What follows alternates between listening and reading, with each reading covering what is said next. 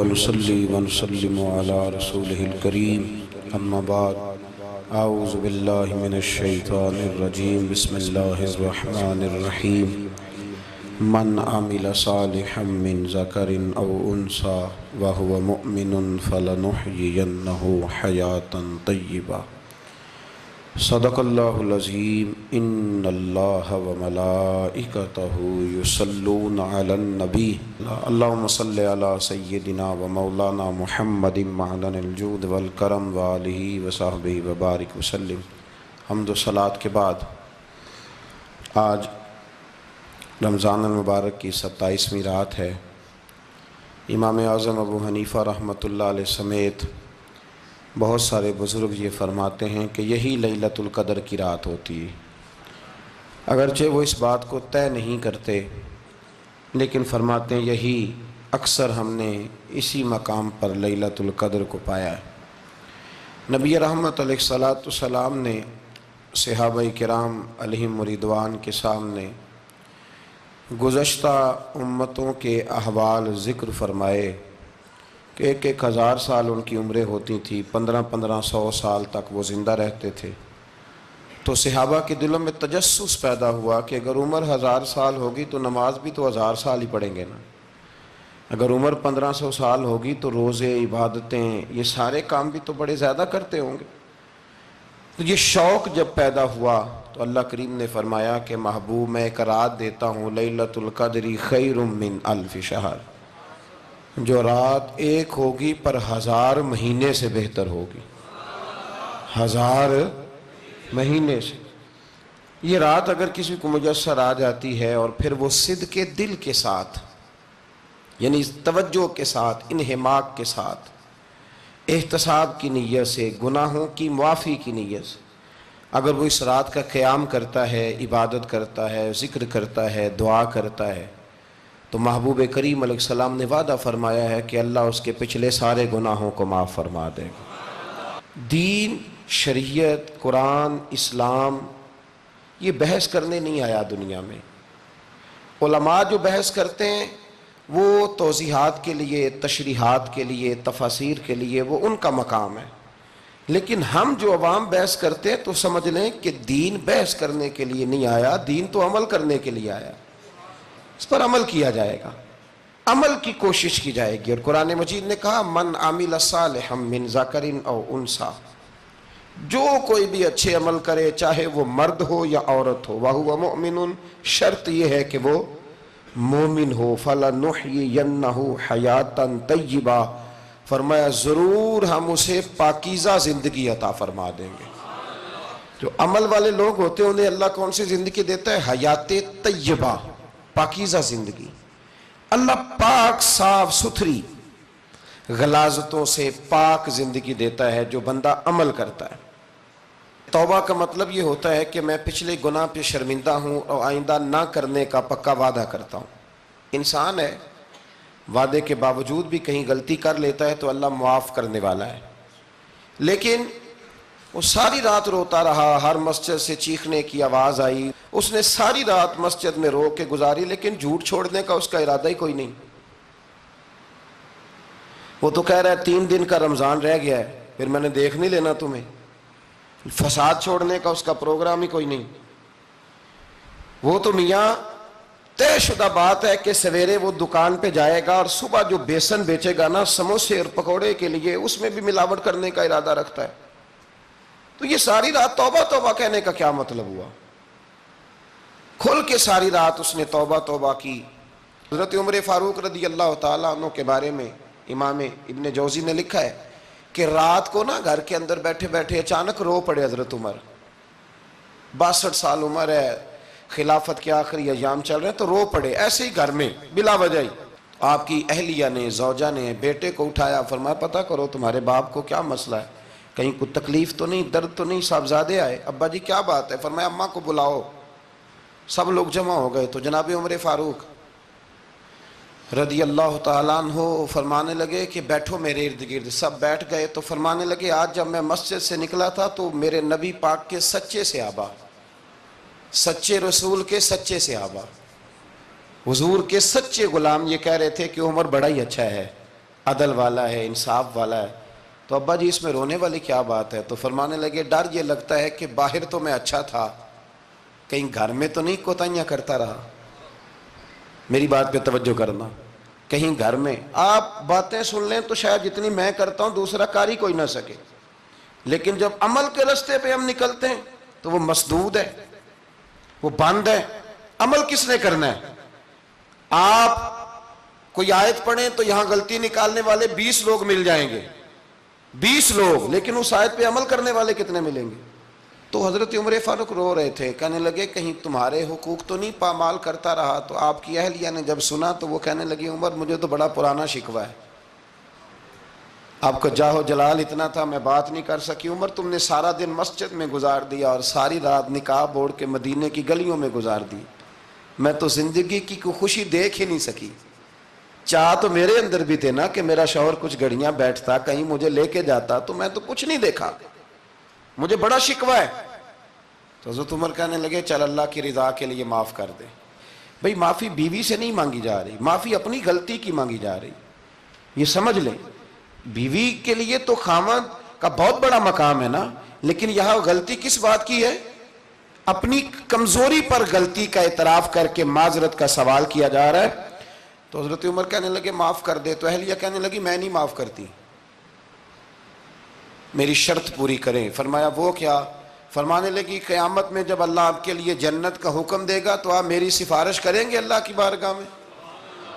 سفارش کریں گے کہ یا اللہ مجھے کپڑے دھو کے دیتی تھی، میری عزت کی حفاظت کرتی تھی، میرے بستر کو پاک رکھتی تھی، کہیں گے؟ تو حضرت عمر فرمانے لگے تیرے ساتھ وعدہ رہا، رب نے اگر عمر کو اپنے فضل، اپنے کرم اور اپنے محبوب کے صدقے جنت دی تو عمر تیرے بغیر جنت میں نہیں جائے گا۔ عمل کا رستہ، عمل کا رستہ دیکھیں نا، 2 دفعہ استاد بات کرتا ہے، 2 دفعہ، اور کوئی زیادہ، ایک تو ہے نا کہ ایم اے اور جناب ایم ایڈ اور ایم فل اور پھر پی ایچ ڈی قسم کا استاد، ایک وہ جو matric P T C teacher ہے نا، وہ 2 دفعہ اسٹوڈنٹ کو کام کہے تو تیسری دفعہ وہ ناراض ہو جاتا ہے، کہتا ہے میں 2 دفعہ کہا ہے۔ بچے کو آپ 2 دفعہ کہتے ہیں اور اگر تیسری دفعہ کہنا پڑے تو غصہ آتا ہے نہیں آتا؟ بھئی تو نے اتنی دفعہ کہا تو سمجھ نہیں رہا بات کو۔ اور اگر اللہ کریم قرآن مجید میں سینکڑوں دفعہ کہے نماز پڑھو، سینکڑوں دفعہ، اور یہ بہانے کر رہا ہے، یہ بھی پروگرام بنا رہا ہے، پھر کہتا ہے میں بے چین رہتا ہوں، میں بے قرار رہتا ہوں۔ عمل کا رستہ اس کو اختیار کریں، آپ سکون میں رہیں گے۔ بد عمل آدمی اور بے عمل آدمی یہ ہمیشہ پریشان رہتے ہیں، ہمیشہ۔ عمل کریں، توبہ کریں تو پھر بدل جائیں، پھر تبدیلی آئے، اور یہ کوئی مشکل کام نہیں، جو بدلنے والے تھے وہ بدل گئے، بڑا کچھ کرتے تھے پر پھر وہ لوگ بدل گئے۔ حضرت فضالہ رضی اللہ تعالیٰ عنہ کہتے ہیں کہ میں بڑا دلدادہ تھا عورتوں کا، اور میرا ماحول یہ تھا کہ میں قتل بھی کر لیتا تھا، معاذ اللہ چوری بھی کر لیتا تھا، اور رات میری طبیعت تھی معاذ اللہ نئی سے نئی عورت کے پاس جانا۔ کہتے ہیں ابو جہل نے اعلان کیا کہ جو نبی پاک علیہ السلام کا سر اقدس معاذ اللہ کاٹ کے لائے گا، نقل کفر کفر نہ باشد، 100 سرخ اونٹ انعام ملے گا۔ تو میں نے ارادہ کر لیا کہ میں بہت سارا انعام حاصل کروں گا۔ قرآن مجید میں نا اللہ فرماتا ہے کہ بہت سارے لوگ ایسے ہیں جنہیں اگر میں رزق میں کشادگی دے دوں، زیادہ پیسے دے دوں، فرمایا باغی ہو جائیں، وہ سرکش ہو جائیں۔ یہ بہت سارے لوگوں کو جو اللہ تبارک و تعالیٰ اعتدال میں رکھتا ہے تو یہ ان کے لیے بہتر ہے۔ ہر بندہ دولت کے ہوتے ہوئے نیک ہو سکتا، تو یہ اللہ اگر رکھتا ہے نا اعتدال میں تو شکر کرے اللہ کا، ورنہ تو لوگ عیاشیاں کریں، پتہ نہیں کیا کچھ کر گزرے۔ تو حضرت فضالہ کہتے ہیں کہ میں نے خنجر تیار کیا اور میں نے بغل میں اس کو چھپایا، اوپر میں نے چادر اوڑھ لی۔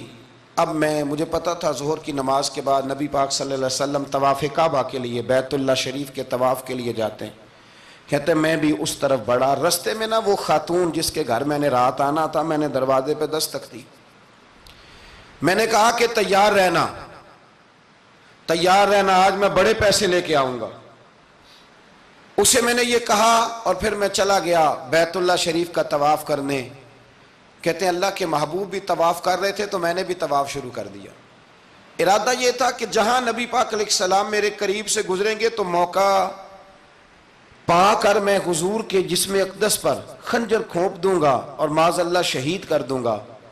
کہتے ہیں حضور ایک دفعہ بھی میرے پاس سے گزرے تو میں ہمت نہ کر سکا، دوسری دفعہ بھی پاس سے گزرے تو میں ہمت نہ کر سکا، تیسری دفعہ بھی گزرے تو میں ہمت، نبی کریم صلی اللہ علیہ وسلم 2-3 دفعہ گزرے تو فرماتے ہیں کہ مجھے موقع نہ ملا، اس لیے کہ حضور فرماتے ہیں اللہ نے روب کے ساتھ میری مدد فرمائی، دشمن پر میرا روب طاری ہو جاتا ہے۔ فرماتے ہیں جب چکر پورے ہو گئے تو محبوب کریم نہ چھٹے چکر پہ فرمانے لگے فضالہ چکر ایک رہ گیا ہے، بے خبر ہو جو غلاموں سے وہ آقا کیا ہے، ایک پھیرا رہ گیا ہے۔ کہتے ہیں طواف مکمل ہو گیا تو محبوب میرے قریب آئے، فرمایا وہ کام کرتے کیوں نہیں جس کے لیے آئے تھے؟ میں نے عرض کی یا رسول اللہ کون سا کام، کیسا کام؟ اندر تو چور تھا نا، بانج فقیروں کسے نہیں ماریا اے ہوئی چور اندر دا، اندر چور تھا نا۔ کہتے ہیں حضور نے مجھے کندھے سے پکڑ کے ہلایا، فرمایا کرتے کیوں نہیں؟ جب حضور نے ہلایا تو وہ خنجر بھی پیروں میں گرا اور میں بھی رسول اللہ کے پیروں میں گر گیا۔ میں نے کہا حضور مجھے کلمہ پڑھا دیں۔ کہتے ہیں حضور نے پہلے میرے دل پہ دست مبارک پھیرا، پھر میرے نبی نے مجھے کلمہ پڑھا دیا۔ اب نہ مرید ہونے والا کہتا ہے کہ جی آہستہ آہستہ میں ٹھیک ہو جاؤں گا، اب وہ آہستہ آہستہ کا کیا ترجمہ ہے یہ بالکل سمجھ نہیں آتی۔ بھئی کسی بندے سے 5 لاکھ روپیہ لینا ہے تو اس سے وہ کہتا ہے جی میں آہستہ آہستہ دوں گا، 500 روپیہ دے دیا کروں گا روز کا، تو کہتے ہیں میری رقم خراب ہوتی ہے، پورے دو۔ اور نیکی کی بات جب آتی ہے تو کہتے ہیں حضرت صاحب دین اتنا سخت نہیں ہے، میں آہستہ آہستہ ٹھیک ہو جاؤں گا۔ اب میں مغرب عشاء پڑھنی شروع کر دیا میں نے، اب میں تسبیح لے لی ہے، کل میں نے بھی آہستہ آہستہ میں ٹھیک ہو جاؤں گا۔ یعنی رقم لینی ہو تو وہ آہستہ آہستہ قبول نہیں ہے، لیکن اور مکان کی رجسٹری اگر کرانی ہو تو مالک مکان کہے گے آہستہ آہستہ کرا لو، کہتے ہیں پیسے پورے دیے، سویرے چل اور بیان دے، یہ کیا بات ہوئی؟ یہاں یہ جو ہمارا ماحول تھا نا کر لیں گے ہو جائے گا، یقین کریں لوگ قبروں میں چلے گئے ہیں پر مسجدوں میں نہیں آئے، ہر کام سے لوگ ریٹائر ہوئے پر گناہوں سے ریٹائر نہیں ہوئے، آخر تک تباہی اتر گئی لیکن لوگ بدلنے کو تیار نہ ہوئے۔ حضرت فضالہ کہتے ہیں ابھی میں نے کلمہ پڑھا، ابھی میں واپس آیا، رستے میں وہ بی بی کھڑی تھی، کہتے ہیں میں وہ شخص تھا کہ عورتیں مرتی تھی میرے اوپر اور کسی کی جرت تھی کہ وہ آئیں بائیں شائیں کرے، لیکن فرماتے ہیں میں بی بی کے پاس سے گزر گیا، پہلے تو اس کا خیال تھا رکے گا، لیکن جب میں رکا نہ تو دروازے پہ آئی، اور جب میں گزر گیا تو اس نے آواز دی، لیکن میں نے سنی انسنی کر دی، جب آگے بڑھا تو میرے پیچھے دوڑی۔ فرماتے ہیں مجھے پکڑ کے کہنے لگی فضالہ تجھے کیا ہوا، تو وہی نہیں جو یہاں سے گیا تھا؟ آپ فرماتے ہیں میں کبھی نہیں رویا تھا، میں کبھی نہیں رویا تھا، اور جب کہا نا تو وہی نہیں، کہتے میں نے سر اٹھایا تو میری آنکھوں میں آنسو تھے، میں نے کہا میں جو گیا تھا وہ نہیں ہوں، اب تو میں محمد عربی کا غلام بن گیا، اب میں وہ نہیں ہوں، اب نہیں ہو سکتا کہ کوئی میری نظر میلی ہو جائے، یہ کیسے ممکن ہے؟ اب نا اسلام کی تعریف ہم نے یہ کی ہے کہ خبردار کوئی ہمارے قریب نہ آئے، ہم کسی کو بات نہیں کرنے دیتے کہ ہم مسلمان ہیں، ہم بات نہیں کرنے دیتے۔ پتہ کیا بات ہے، ایک میری یہ تقریر ہوتی ہے ممبر پہ اور ایک میرا عمل ہوتا ہے جب میں سفر کرتا ہوں، جب میں گاڑی میں بیٹھتا ہوں، جب میں دوستوں سے ملتا ہوں، جب ان دونوں باتوں میں تضاد آتا ہے نا، تضاد، تو لوگ تقریر کو جذبات نہیں کہتے، ایک فن بن جاتی ہے تقریر۔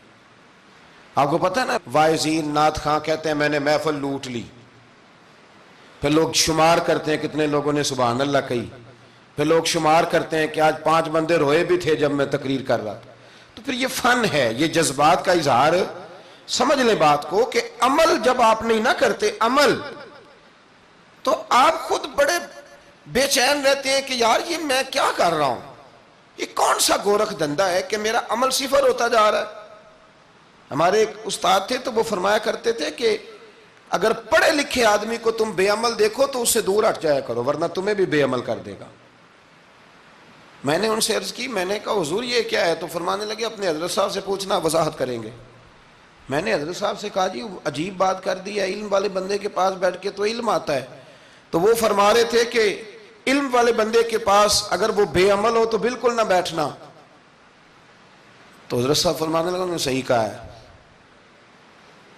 اب بات بہت بڑی ہے، پتہ نہیں آپ کی سمجھ میں آتی ہے نہیں آتی، بہرحال کر دیتا ہوں.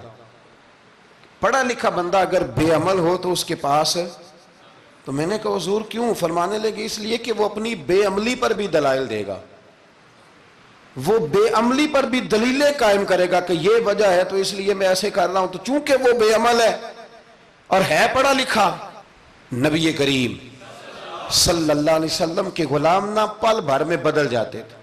اور اللہ تعالیٰ بھی نا بڑے موقع دیتا ہے ہمیں، بڑے موقع. حضور نے فرمایا جس نے ایمان اور احتساب کی نیت سے روزے رکھے وہ نئی زندگی کا آغاز کرے، اس لیے کہ اللہ نے اس کے پچھلے سارے گناہ معاف فرما دیے. میرے نبی کریم علیہ السلام نے فرمایا جو شخص بیمار ہو گیا، مریض ہو گیا، اور نسائی شریف میں فرمایا کہ 3 دن تک بستر پہ رہا اور اس نے شکوہ نہ کیا اللہ کا، اور جب وہ شفا یاب ہو کے بستر سے اٹھا ہے نا، تب اللہ نے اس کے پچھلے سارے گناہ معاف فرما دیے. اور فرمایا جو حج کرنے گیا، حج کر کے واپس آیا، اللہ کے حبیب فرماتے ہیں یوں سمجھے کہ میں آج ہی ماں کے پیٹ سے پیدا ہوا. بڑے موقع اللہ نے دیے، بڑے موقع، بڑے سارے موقع عطا فرمائے کہ میں تیرے پچھلے گناہ معاف کر دوں گا. تو بھی تو نئی زندگی کا آغاز کرنا، تو بھی تو شروع کرنا نئے سرے سے، تو بھی تو بدل کے آنا، تو بھی تو اپنے اندر تبدیلی پیدا کرنا. سالوں بیت گئے، ہمیں سالوں بیت گئے،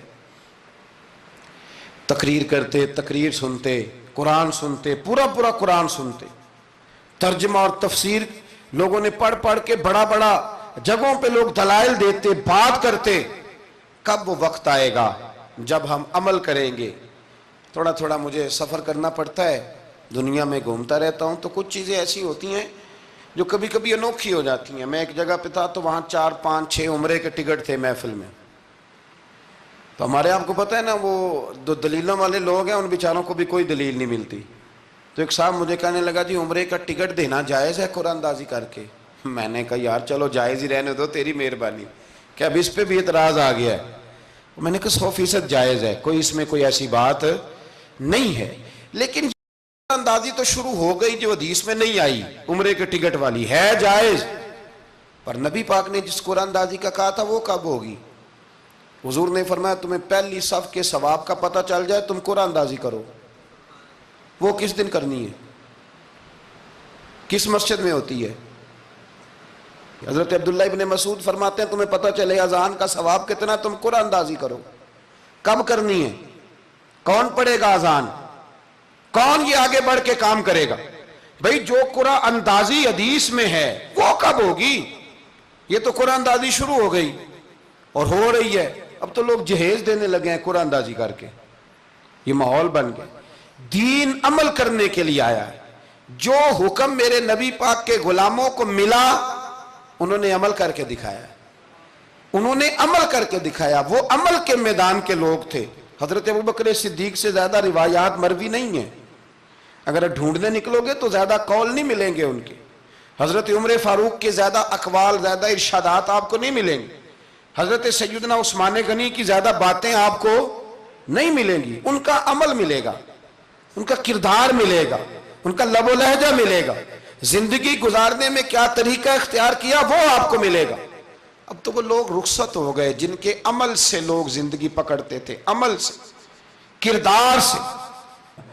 تو عمل کا رستہ کب اختیار کریں گے؟ آگے کب بڑھیں گے؟ میرے رسول کریم صلی اللہ تعالی علیہ وسلم کے غلام عمل کرتے تھے، اور جب عمل کرتے تھے پھر اس کا رزلٹ آتا تھا. یاد رکھنا رزلٹ نیتوں کا آتا ہے، ارادوں کا آتا ہے، عمل کا آتا ہے.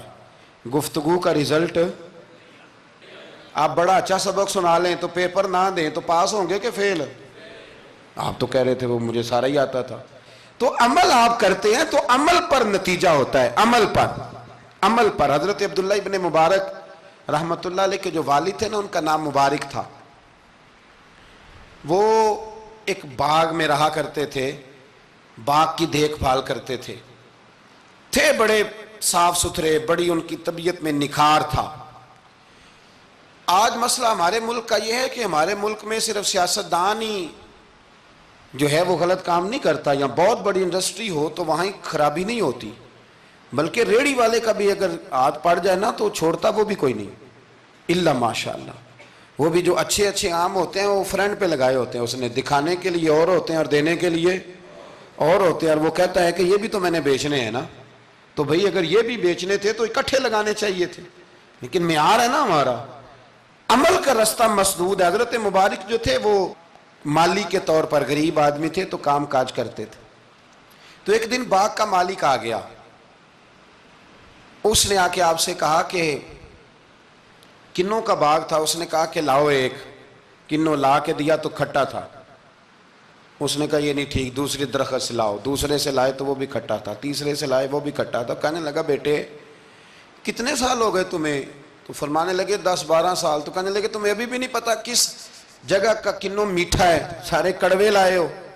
تو آپ فرمانے لگے آپ نے مجھے دیکھ بھال کے نہیں رکھا ہوا ہے، کنوں چکھنے کے لیے نہیں رکھا، مجھ سے قسم اٹھا لیں کبھی میں نے چکھا بھی ہو، اس لیے کہ میرے ذمے اور کام۔ باغ کا مالک اتنا خوش ہوا کہ اس نے آزاد بھی کر دیا، اپنی بیٹی کا نکاح بھی کر دیا، اور وہ باغ بھی آپ کو تحفے میں ہی دے دیا۔ ان کے گھر حضرت عبداللہ بن مبارک پیدا ہوئے۔ ان کے والد گرامی کہتے ہیں کہ ایک دن پھر ایسا ہوا کہ میں نے نا باغ بڑا سجایا، سوارا، محنت کری، بادشاہ آ گیا۔ تو بادشاہوں کو بھی کچھ چیزیں پسند آ جاتی ہیں نا، اور ہمارے ملک میں تو ڈھیر سارے لوگ بادشاہ ہیں، ڈھیر سارے لوگ بادشاہ ہیں۔ اگر کسی تگڑے بندے کو کسی غریب کی جھونپڑی پسند آ گئی پھر اسے دینی ہی پڑے گی، بلکہ ایسی ایسی خبریں سننے کو ملتی ہیں کہ چودھری صاحب نے آ کے کہا ہے کہ مفت دینی ہے کہ پیسے لے کے دینی ہے، یہ یہاں تک خبریں۔ تو بادشاہ آ گیا، اس نے دیکھا بڑا سجا سنورا باغ ہے، اس نے حضرت مبارک سے کہا کہ مجھے نا جوس بنا کے پلاؤ کنوں کا۔ تو حضرت نے اسے نا جوس دیا، اس نے پیا تو بڑا مزہ آیا، کہنے لگا ایک گلاس اور نہیں دیتے؟ تو حضرت اور بنانے لگے تو اس کے دل میں نا اس سے پہلے خیال آ گیا کہ باغ بڑا شاندار ہے اور پھل بھی بڑا مزیدار ہے، تو قبضہ نہ کر لوں، اپنا ہی نہ ہو جائے، یہ اس کو دیتے ہیں تھوڑے بہت پیسے، یہ نکل جائے گا، نہ بھی نکلا تو ڈانٹ دیں گے۔ اتنی دیر میں نا حضرت مبارک رحمت اللہ تعالیٰ علیہ ایک گلاس شربت کا اور بنا کے لے آئے، بادشاہ کو دیا نا، تو اب جو گلاس آیا تو کڑوا تھا، کسیلا تھا، کھٹا تھا۔ تو بادشاہ کے گلے کو پڑا تو کہنے لگا یہ تم نے کیا کیا؟ پہلے تو بڑا میٹھا تھا، باغ وہی ہے تو ذائقہ کیسے بدل گیا؟ تو آپ فرمانے لگے وہ بادشاہ کی نیت بدلی ہے نا، بادشاہ کی نیت بدلی ہے تو اس کا بھی ذائقہ بدل گیا ہے، تو نیت نہ آپ کی بدلتی۔ تو اور یہ حضور کا فرمان ہے، فرمایا اللہ کے کچھ بندے ایسے ہوتے ہیں جو اللہ کے دیے ہوئے نور سے دیکھتے۔ کہا آپ کی نیت بدل گئی تو اس کا ذائقہ بدل گیا۔ اب بادشاہ نے دل میں کہا نہیں یار بندہ کہہ تو ٹھیک ہی رہا ہے، یہ تو اس کی محنت سے اللہ نے پھل دیا ہے، مجھے ایسا نہیں کرنا چاہیے۔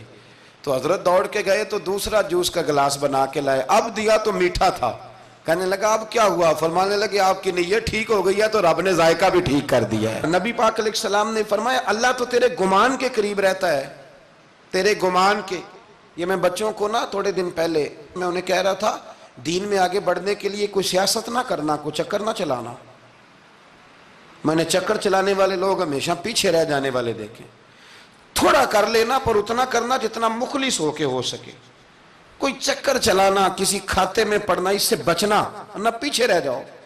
میں نے بڑے بڑے تیز لوگوں کو زندگی میں زیرو دیکھا ہے، اور بڑے بڑے سادے لوگ جن کو 50,000 روپیہ گننا پڑ جائے تو تھک جائیں، لیکن اللہ نے انہیں دیا ہے تو بغیر حساب کتاب ہی عطا فرمایا ہے۔ تو ہم نہ نیتوں کے بل بوتے پر عمل کریں، خالی باتیں نہ کریں، آپ کا جو عمل ہوگا وہ آسانی کر دے۔ حضرت حبیب اجمی بڑے مالدار تھے، دنیا میں ڈھیر سارا فساد مالداروں کی وجہ سے ہوتا ہے۔ یہ جو شادیاں مہنگی ہوئی ہیں نا، یہ ابھی تھوڑا عرصہ پہلے کی بات ہے کہ شادی میرج ہال میں کرنے کا کسی دیہاتی کو کہتے تھے تو وہ کہتا تھا کہ میں نے نہیں میرج ہال میں کرنی، تھی کروں توڑی دیے۔ اب کیا ہوا ہے؟ کوئی منع کرتا ہے؟ بلکہ جو بڑے دور دراز دیہات ہیں ان میں بھی میرج ہال بن گئے۔ یہ امیر کچھ قباحتیں ایسی پیدا کرتے ہیں کہ غریبوں کے لیے بھی مشکل ہو جاتی ہے۔ یہ کچھ ایسے معاملات لاتے ہیں میدان میں کہ پھر عام لوگوں کے لیے اس میں مشکلات ہوتی ہیں، چونکہ وہ رواج بن جاتا ہے معاشرے کا۔ پیسے والا آدمی اس رواج کو لاتا ہے میدان میں، اس سے خرابی ہوتی ہے۔ اور پھر میرے غریب کا یہ حال ہے کہ امیر کو رسم چھوڑ دے تو چھوڑ دے، غریب کو قرضہ اٹھانا پڑے، چھوڑنی کوئی شے نہیں اس نے، جو مرضی ہو جائے، اس نے کوئی چیز پیچھے نہیں ہونے دینی۔ حضرت حبیب اجمی بڑے مالدار تھے، تو وہ کاروبار کر، یہ مالدار لوگ جو ہوتے ہیں نا، یہ تو کہتے ہیں پیسے کو پیسہ، ہے نا، کتنا مشہور ہے جملہ، پیسے کو پیسہ، تو یہ پھر مارکیٹ میں پیسہ پھینکتے ہیں، تو یہ پیسہ کھینچنے کے لیے پیسہ پھینکتے ہیں، پھر ایک دوسرے کو کہتے ہیں تیری وجہ سے مہنگائی ہوئی ہے، تیری وجہ سے مہنگائی ہوئی۔ حالانکہ مہنگائی کسی کی وجہ سے بھی ہوتی کس کے لیے؟ غریب کے لیے۔ مطلب پیٹرول مہنگا ہوا تو کرایہ بڑھ گیا بس کا، لیکن پیٹرول سستا ہوا تو کبھی کرایہ بھی سستا ہوا ہے، اس نے ادھر ہی رہنا ہے۔ تو مہنگائی کس بیچارے کے لیے ہوئی؟ غریب کے لیے، جس نے گھر جانا ہے نا، اس نے گھر جانا ہے۔ ابھی ہمارے ایک بچے نے جانا تھا، تو سفر لمبا تھا، تو کہہ رہا تھا 1000 روپیہ میرے پاس ہے پر کرایہ 1500 لگتا ہے۔ ابھی بھی لوگ حساب کرتے ہیں اور پھر سوچتے ہیں کہ رستے میں شے کوئی نہیں کھانی، اس لیے کہ پھر کرایہ کہاں سے دوں گا، مینج کر کے رکھتے ہیں۔ یہ خدمت ہوتی ہے نا علماء کی، حفاظ کی، تو مجھے پتہ ہے، میں اس قبیلے کا آدمی ہوں، مجھے پتہ ہے کہ یہ کیسے حساب کر کے رکھتے ہیں کہ اب اتنے آئے ہیں تو اس میں سے یہاں، جس کے پاس ہیں ہی بڑے لمیٹڈ سے، تو وہ بیچارہ پہلے سے سوچ کے بیٹھا ہوتا ہے، مجھے پتہ ہے۔ جن کے پاس پھر بے حساب ہوتا ہے وہ پھر مارکیٹ میں پھینکتے ہیں تو کھینچتے ہیں، ظلم کرتے ہیں۔ حضرت حبیب اجمی کہتے ہیں جب مال دیا اللہ نے تو میں نے سود کا کام شروع کر دیا۔ اب سود والوں کے پاس بھی بڑی دلیلیں ہیں، انشورنس والوں نے بھی فتوے رکھے ہوئے ہیں، وہ آ کے فتویٰ دکھاتے ہیں، وہ کہتے ہیں جناب فتویٰ۔ تو میں نے کہا کہ فتویٰ مارکیٹ میں میری طرح کے مولوی ہیں میاں، اب کیسی بات کرتے ہو، فتویٰ تو مل ہی جاتا ہے، لیکن نبی کریم علیہ السلام کا وہ فرمان ذہن میں رکھنا کہ حضور نے فرمایا ایک حلال ہے تو ایک حرام ہے، ایک میں شک ہے۔ اللہ کے نبی فرماتے ہیں تم نے شک والی چیز سے بھی بچنا ہے، اس میں مشکوک ہو گیا نا کہ پتہ نہیں۔ اب دیکھیں نا علماء کا یہاں اختلاف ہے، جو جائز کہتے ہیں قابل احترام ہے، لیکن جو ناجائز کہتے ہیں ان کے بھی تقوی میں کوئی شک، تو شک آ گیا نا اس بات میں، تو حضور نے فرمایا تم شک والی چیز سے بھی بچو۔ حضرت حبیب اجمی کہتے ہیں میں سود کا دھندا کرتا تھا اور بڑا سود لاتا تھا، بڑا سود، اور یہ سود جس پہ چڑھ جاتا ہے اس پہ اترتا نہیں۔ پاکستان کا بھی بنیادی مسئلہ یہ ہے کہ سود اتنی بڑی نحوست ہے کہ یہ اللہ رسول سے جنگ ہے، کیونکہ بہت زیادہ سود ہم دیتے ہیں۔ اس لیے میں تو آپ کو پتہ ہے جو کوئی برا کام کرے اس کو برا کہنا چاہیے، حکومتی لیول پر تنقید اس لیے اچھی ہوتی ہے کہ لوگوں تک جب پہنچتی ہے تو فائدہ دیتی ہے، لیکن جو بندہ اچھا کام کرے اس کی اچھائی کو بھی بیان۔ حضرت حبیب اجمی رحمۃ اللہ تعالیٰ علیہ فرمانے لگے کہ سود کا کاروبار میں نے شروع کر دیا اور بڑا وسیع تھا میرا کام سود کا، میں سود لیتا تھا، سود پہ گزارا ہوتا تھا۔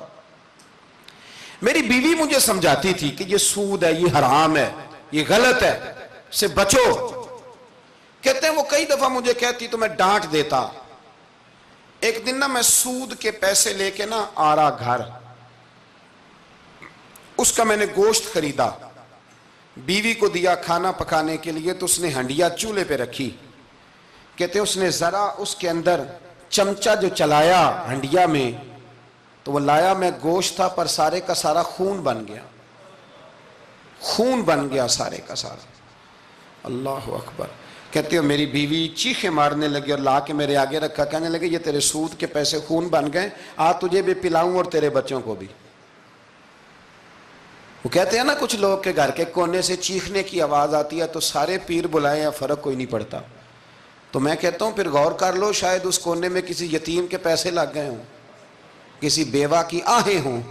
اگر اس رقم کوئی گھر بن جائے نا تو پھر ساری دنیا کے پیر جمع کرو تو چیخنے کی آوازیں بند نہیں ہوا کرتی۔ حضرت حبیب اجمی رحمۃ اللہ تعالیٰ علیہ فرمانے لگے کہ وہ جب بن گیا نا خون، تو اب میرے اندر نا چوٹ لگی کہ یار اگر دنیا میں اللہ تعالیٰ مجھے نظارے دکھا رہا ہے تو آخرت میں میرا کیا بنے۔ کہتے میں درد کے ساتھ باہر نکلا، بچے گلی میں کھیل رہے تھے، جب ان کے قریب سے گزرنے لگا نا تو ہم تو کہتے ہیں نا لوگ حسد میں بات کرتے ہیں، لیکن ایسی بات نہیں ہے۔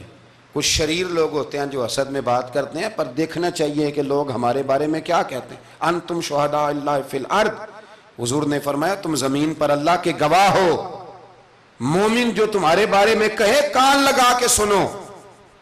لوگ تمہیں کیا کہتے ہیں، کن لفظوں سے یاد کرتے ہیں؟ جن لفظوں سے لوگ دنیا میں یاد کرتے ہیں، مرنے کے بعد بھی انہی لفظوں سے یاد کریں گے، انہی لفظوں سے۔ کوئی تمہارے لیے ہاتھ اٹھا کے دعا نہیں کرے گا۔ ہاں اگر تم نے خیر کی ہوگی تو پھر لوگ گلیوں سے نکل نکل کے آئیں گے، پھر لوگ روئیں گے کہ بندہ بڑا تھا۔ تو حبیب اجمی کہتے ہیں میں باہر نکلا تو بچے کھیل رہے تھے، تو ایک بچہ ان میں سے کہنے لگا پیچھے ہٹ جاؤ، پیچھے ہٹ جاؤ، بڑا ظالم ہے، بہت بڑا سود خور ہے۔ چھوٹا بچہ، ایسا نہ ہو کہ اس کے پیروں سے مٹی اڑے اور ہمارے کپڑوں پہ پڑ جائے تو ہمیں بھی نحوست ملے، چھوڑو سودیہ ہے۔ کہتے ہیں میرے دل پہ اور چوٹ لگی، میں نے کہا یا اللہ تیری چھوٹی چھوٹی مخلوق بھی مجھ سے نفرت کرتی، یہ بچے تک کہتے ہیں کہ میں اس طرح کا ہوں۔ بچے فرمانے لگے، میں وہاں سے سیدھا حضرت حسن بصری کے پاس گیا، میں نے کہا حضور مجھے توبہ کرا دیں۔ یہ پتہ ہے اللہ والوں کے پاس لوگ کیوں جا کے توبہ کرتے تھے، مرید ہوتے تھے؟ اس لیے کہ توبہ پہ قائم رہنا بڑا مشکل ہوتا ہے۔ کوئی ایسا بندہ ہونا چاہیے جو ہمیں توبہ پہ قائم رکھے، جو روز ہمیں نصیحت کرے۔ دیکھیں نا، ہمارے سینئر ہوتے ہیں ہر فیلڈ میں، اگر کہیں ہم الجھ جاتے ہیں تو اپنے سینئر سے بات کرتے ہیں۔ تقوی کے پرہیزگاری کے راستے میں بھی ہمارا کوئی سینئر ہونا چاہیے تاکہ وہ ہمیں بتائے کہ پرہیز کہاں کرنی ہے، دوائی کیسے کھانی ہے اور آگے کیسے بڑھنا ہے۔ فرمانے لگے میں حضرت حسن بصری کے پاس گیا، توبہ کی، معافی مانگی، گڑ گڑایا، بڑا رویا، تو خواجہ حسن بصری نے مجھے توبہ کرائی۔ میں نے پکا ارادہ کیا کہ مر جاؤں گا پر حرام کا پیسہ نہیں کھاؤں گا، مر جاؤں گا حرام کا لقمہ نہیں کھاؤں گا۔ ویسے بھی ہم زیادہ کھا نہیں سکتے، یہ وارثوں کا مال ہوتا ہے، ہمارا تھوڑی ہوتا ہے۔ ہم کسی کے مال کے محافظ بنے رہتے ہیں، اور کھائے گا کوئی اور حساب دے گا۔ اور جہاں تک بچوں کا معاملہ ہے نا، بچے اچھے ہوں نا تو پیسے بانی جاتے ہیں، اور بچے نالائق نکل آئیں تو جو ہوں وہ بھی اجڑ جاتے ہیں۔ تو اس لیے محنت تربیت پر ہونی چاہیے، نہ کہ بینک بیلنس پر ہونی چاہیے۔ حضرت حبیب اجمی کہتے ہیں واپس آیا سچی توبہ کر کے، ایک لقمہ حرام نہیں کبھی لوں گا۔ ابھی وہ بچے وہیں کھیل رہے تھے جن کے پاس سے میں گزر کے گیا تھا، کہتے ہیں واپس آیا تو وہیں کھڑے تھے، انہی بچوں میں سے وہی بچہ دوبارہ بولا، کہنے لگا پیچھے ہٹ جاؤ، پیچھے ہٹ جاؤ، اللہ کا ولی آ رہا ہے، کہیں ایسا نہ ہو کہ ہمارے پیروں سے گرد اڑے، اس کے کپڑوں پہ پڑے اور ہم بے ادب لکھ دیے جائیں۔ کہتے ہیں میں نے چلتے چلتے چیخ ماری کہ اے اللہ، ابھی تو میں آج بدلا ہوں، آج میں بدلا ہوں تو تو نے میرے حق میں ساری گواہیاں بھی بدل دی ہیں، تو نے سارا نظام بدل کے رکھ دیا ہے۔ تبدیلی اپنے اندر لائیں، روح کے اندر لائیں، مزاج کے اندر لائیں۔ یہ شب قدر کی رات ہے، توبہ اور استغفار کریں، لیکن بدلنے کے ارادے سے، چھوڑنے کے ارادے سے۔ اعلیٰ حضرت فاضل بریلوی رحمۃ اللہ علیہ جب ذی الحج کی آخری رات ہوتی تو فرماتے صبح سال بدل رہا ہے تو ہمیں بھی بدل جانا چاہیے۔ لوگ پوچھتے حضور کیا بدلیں؟ فرمایا جو ایک سپارہ پڑھتا تھا 2 کر دے، اور فرمایا جو اپنے آپ کو خوش کرنے کے لیے باتیں کرتا تھا وہ باتیں کم کر دے۔ آج نہ کچھ بدلنے کا پروگرام بنائیں، اپنے رب کریم کے ساتھ دل ہی دل میں وعدے کریں کہ کچھ عادتیں ہم چھوڑیں گے۔ یہ غلط بات ہے کہ عادتیں چھوٹا نہیں کرتی، حضور عادتیں تو بدلنے آئے ہیں دنیا میں، عادتیں بدل جایا کرتی۔ اپنے آپ کو بدلیں اور اپنے اندر تبدیلی پیدا کریں، پھر خدا کے رزلٹ کا انتظار کریں، پھر دیکھیں اللہ کس طرح کے فیصلے فرماتا ہے۔ آپ ارادہ کریں، آپ پروگرام بنائیں، آپ ذہن اپنا بنائیں کہ میں نے نہ اب کچھ بدل جانا ہے، اب میں نے اندر کچھ اپنے تبدیلی پیدا کرنی ہے، نکل آئیں۔ 2-3 گزارشات جاتے جاتے آپ سے عرض کروں۔ ایک تو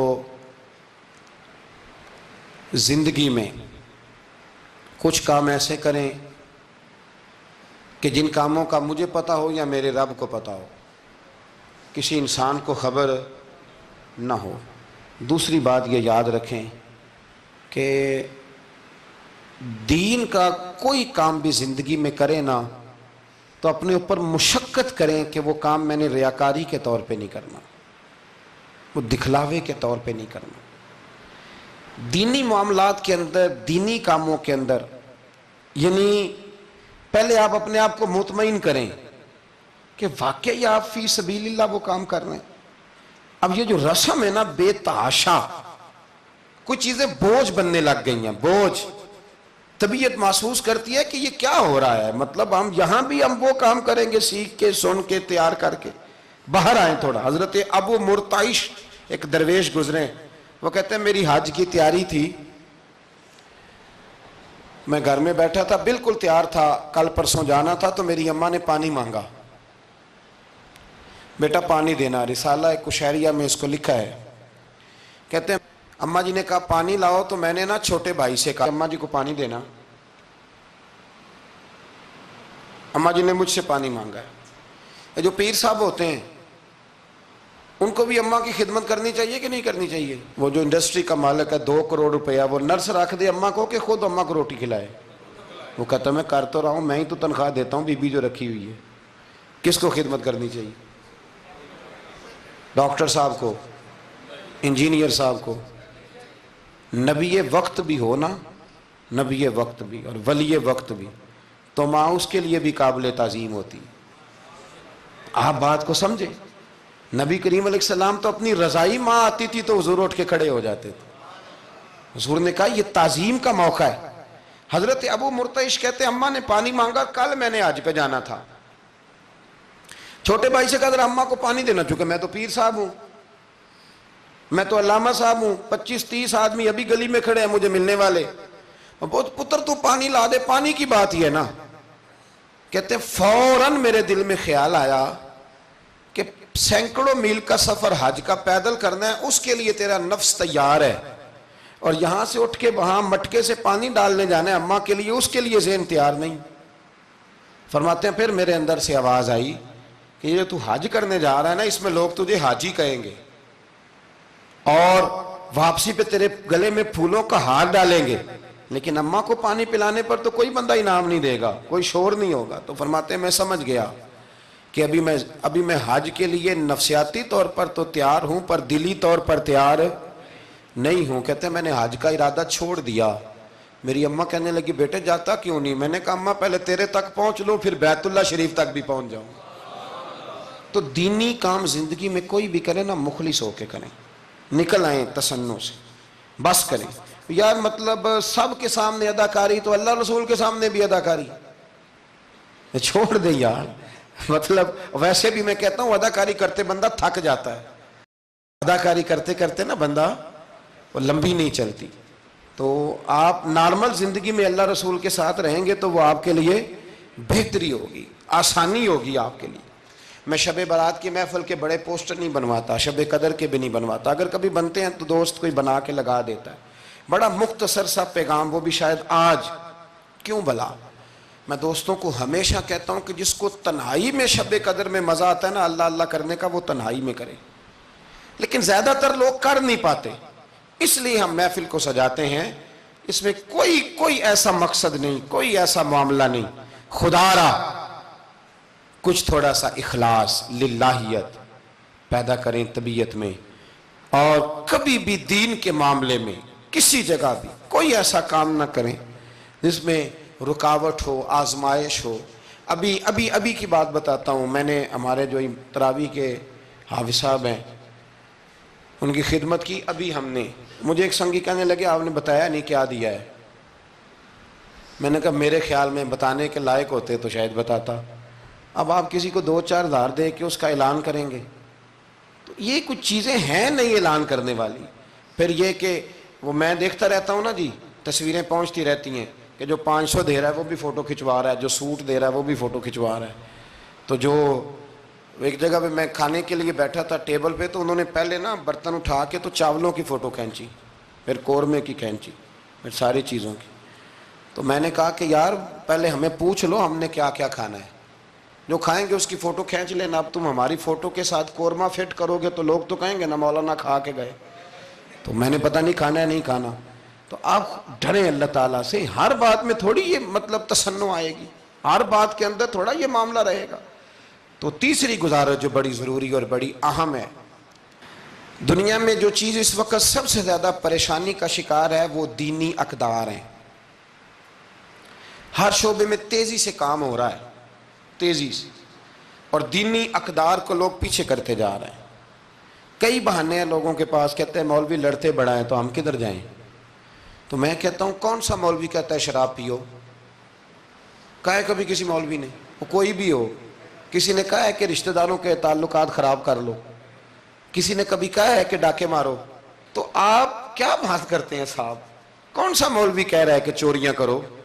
تو دینی اقدار اور چیز کا نام ہے، اصول میں اختلافات ہیں، وہ اپنی جگہ پہ قائم ہے، وہ رہیں گے، چلے آ رہے ہیں، لیکن آپ دینی اقدار کا خیال کریں۔ اب نئی بحث چھڑ گئی ہے کہ مسجد میں سیمنٹ کی بوری دینے سے بہتر ہے کسی غریب کو آٹے کا تھیلا دے دو۔ اصل بات یہ غریبوں کی آواز بند کرنا چاہتے ہیں۔ ایک مسجد واحد جگہ ہے جہاں سے غریبوں کی آواز بلند ہوتی ہے۔ سویرے تجربہ کرنا، سویرے کسی مسجد میں افطاری کے وقت پہنچنا، لائنوں میں لگ کے لوگ افطاری کر رہے ہوں گے اور سینکڑوں لوگ روٹی کھا رہے ہوں گے، اور ان میں امیر کوئی بھی نہیں ہوگا، سارے ماڑے لوگ ہوں گے۔ تو مسجد ہی تو ہے، جب بنتی ہے تو غریب کی بات ہوتی ہے، غریب کو روٹی ملتی ہے۔ یہ مدارس کے اندر سیٹھوں کے بچے پڑھنے آتے ہیں، تو یہ کفالت خانہ نہیں سمجھتے آپ تو لوگوں کو بھکاری بنا رہے ہیں، بھکاری۔ مجھے پتہ ہے کہ بہت بڑے ہاسپٹل میں جو صدقات اور زکوٰۃ کے نام پہ بنا ہے، وہاں بھی اگر آپ نے علاج کرانا ہے تو آپ کو پہلے رسوا ہونا پڑتا ہے۔ ناراض نہ ہونا، میں بتا رہا ہوں رسوا ہونا پڑتا ہے، میں ذمہ داری سے کہہ رہا ہوں۔ وہ کہتے ہیں جاؤ جا کے اپنے علاقے سے لکھوا کے لاؤ کہ ہم نے زکوٰۃ میں سے علاج کرانا ہے۔ لکھوانا پڑتا ہے کہ نہیں لکھوانا پڑتا؟ یعنی جو ہسپتال بنا ہی صدقات اور زکوٰۃ پہ ہے، میں کسی کو ٹارگٹ نہیں کر رہا، لیکن وہ کہتے ہیں جاؤ 4 آدمیوں سے لکھوا کے لاؤ۔ پہلے آپ نے لکھوانا ہے، پھر آپ نے تصدیق کرانی ہے، پھر پاپڑ بیلنے۔ تو کتنے لوگوں کے سامنے پردہ کھلا کے زکوٰۃ کے ساتھ آپ یہ کرا رہے ہیں۔ اور اصول کیا ہے؟ صدر الشریعہ فرماتے ہیں اگر تمہیں پتہ ہے میرے بھائی کو زکوٰۃ لگتی ہے تو بتا نا زکوٰۃ ہے، اسے کیا یہ عیدی ہے، بچوں کے کپڑے لے لینا، اسے بتا نا، پڑھیے بارے شریعت، بتا نا، اسے کہہ کہ یہ میری طرف سے تحفہ ہے، اسے کہہ ہی نا۔ اسلام اتنی پردہ داری، یہ جو ہمارے مدارس ہیں نا، میں بڑی ذمہ داری سے، یہ مجھ سے پہلے ایک دوست نے پوچھا، پھر 2 4 5 لوگوں نے پوچھ لی یہ بات، تو میں نے کہا کہ نبی پاک کو یتیموں غریبوں کا بڑا خیال تھا، پر حضور نے تو مدینے آ کے سب سے پہلے مسجد ہی بنائی ہے، حضور نے باقی سارے کام بعد میں کی۔ تو یہ اب نیا پراپوگنڈا ہے۔ دینی اقدار میں تھوڑا تھوڑا نا اپنا حصہ ڈالیں۔ کس طرح بھلا؟ کس طرح؟ جب بہت سارے لوگ دین کے مخالف بات کر رہے ہوں تو آپ ایک آواز صرف بلند کر دیں کہ نہیں یار ایسی کوئی بات نہیں ہے، دین کل بھی قابل عمل تھا، آج بھی قابل عمل ہے، قیامت تک قابل عمل رہے گا۔ آپ اپنا حصہ ڈالیں۔ وہ چندے دینے، وہ باقی معاملات بڑے بعد کے ہیں، لیکن میں سمجھتا ہوں سب سے زیادہ جس چیز کی ضرورت ہے وہ یہ ہے کہ ہم دین کے نمائندے بنیں۔ اب نہ 50 لوگ دین مخالف بات کر رہے ہوتے ہیں، پر ایک بھی اٹھ کے کہتا نہیں کہ یار یہ آپ ٹھیک نہیں کہہ رہے، یہ بات غلط ہے، یہ درست نہیں ہے۔ میں آپ سے گزارش کروں گا، وہ آپ کسی میدان میں بھی ہیں، کسی چوک میں بیٹھے ہیں، سوشل میڈیا پہ بیٹھے ہیں، کہیں بھی بیٹھے ہیں، آپ اپنے دین کے نمائندے بنیں۔ اس تیزی کے ساتھ لبرل لوگ دین کو بدنام کرتے ہیں، اس تیزی کے ساتھ نظام کو چلاتے ہیں، اتنی خرابی پیدا کرتے ہیں کہ آنے والی نسل دین بیزار ہوتی جا رہی، دین بیزار، یعنی بچے خوف کھاتے ہیں مسجد کے، مدرسے کے، مولوی کے نام سے خوف کھاتے ہیں۔ اور خدا کے بندو، جس بندے نے پاکستان بنایا تھا نا، خواب دیکھا تھا، وہ بندہ اس دور میں پی ایچ ڈی تھا جب پی ایچ ڈی بندے چراغ لے کے نہیں ملتے تھے۔ اقبال نے اس زمانے میں پی ایچ ڈی کی جب پی ایچ ڈی پتہ نہیں شاید خال خال ہوتی تھی۔ وہ ڈاکٹر بھی تھے، وہ شاعر بھی تھے، فلسفی بھی تھے، ادیب بھی تھے، بہت بڑے منطقی تھے اقبال۔ اور ردیف قافیہ، مجھے تھوڑی سی دلچسپی ہے شاعری سے، پر میں دنگ رہ جاتا ہوں جب اقبال کو پڑھتا ہوں کہ پتہ نہیں لفظ اس بندے کے سامنے ہاتھ جوڑ کے کھڑے رہتے تھے ہمیں استعمال کر، لیکن اس بندے نے علامہ کہلانا پسند کیا۔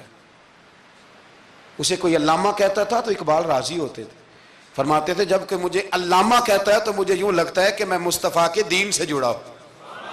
وہ پسند کرتے تھے یہ بات کہنا، پسند کیا اس شخص نے۔ یہ آپ سمجھے، سرما تھا میری آنکھ کا خاک مدینہ و نجف، یہ پسند کیا اس بندے نے یہ بات کہنا۔ اس نے پسند کیا اپنے آپ کو رسول اللہ صلی اللہ علیہ وسلم کا غلام کہنا۔ آپ سمجھے، نہ جہاں میں کہیں بھی اما ملی، جو اما ملی تو کہاں ملی، کہنے لگے میرے جرم خانہ خراب کو تیرے عفو بندہ نواز۔ تو اس لیے دین کے آپ محافظ بنیں، اور میرے سے زیادہ آپ کی آواز بلند ہوگی۔ جب ایک اسٹوڈنٹ پینٹ شرٹ پہن کے دین کی بات کرے گا تو لوگ کہیں گے نہیں رمق ہے، اس کو یہ کہہ کے بند نہیں کریں گے تو تو مولوی ہے تیری. تو میں آج شب قدر میں آپ سے گزارش کرتا ہوں, میں منت کرتا ہوں. اب نہ بڑی تباہی ہو گئی ہے, میری نسل کے آنے والے بچے دین بیزار ہو گئے, وہ ڈرتے ہیں, شب قدر کی راتوں میں مسجدوں میں نہیں آتے, شب برات کی راتوں میں مسجدوں میں نہیں آتے. ایک تیزی سے جال پھینکا گیا ہے اور کافر اس میں کامیاب ہے. خدا را واپس لوٹو, اپنے دین کے نمائندے بنو. اقبال کہا کرتے تھے میری زندگی کا مقصد تیرے دین کی سرفرازی, میں اسی لیے مسلمان, میں اسی لیے نمازی. کہنے لگے یا رسول اللہ میں مسلمان بھی اس لیے ہوں کہ میں دین کی بات کروں گا, اور نماز بھی اس لیے پڑھتا ہوں کہ تیرے دین کا جھنڈا بلند ہوگا. پر دین نبی دا وانگ یتیمہ رووے تے کرلاوے, تے آکھے میں کتھوں لبا عمر بہادر جڑا مینوں سینے لاوے. بڑی قسم پرسی ہے, دین کے نمائندے بنو, دین کی ذمہ داریوں پر آپ اپنا کردار ادا کرو, یہ بڑا ضروری ہے. تھوڑی منصوبہ بندی دین کے لیے بھی کرو. اگر پروفیسروں میں, ڈاکٹروں میں, انجینئر لوگوں میں, سیاستدانوں میں آپ کو اچھے لوگ مل جاتے ہیں اور آپ دل و جان سے ان پہ قربان ہونے لگتے ہو, تو کوئی دیندار بھی تلاش کاری لو, انشاءاللہ بڑے بڑے اچھے لوگ مل جائیں گے, اور اللہ کے فضل سے مل جائیں گے, اللہ کے کرم سے مل جائیں گے. اور یہ وہ والا کھیت ہے جو اکثر سرسبز و شاداب ہی رہتا ہے, اکثر سرسبز و شاداب ہی رہتا ہے, اکثر اس کے اندر خوبصورتی اور پھل پھول اور پودے لگے رہتے ہیں. جو میں نے کہا میں دعا کرتا ہوں اللہ اسے قبول فرمائے. جہاں ہم بھول گئے میری دعا ہے اللہ ہم سے درگزر فرمائے. خیر کی بات کی اللہ ہمیں توفیق عطا فرمائے.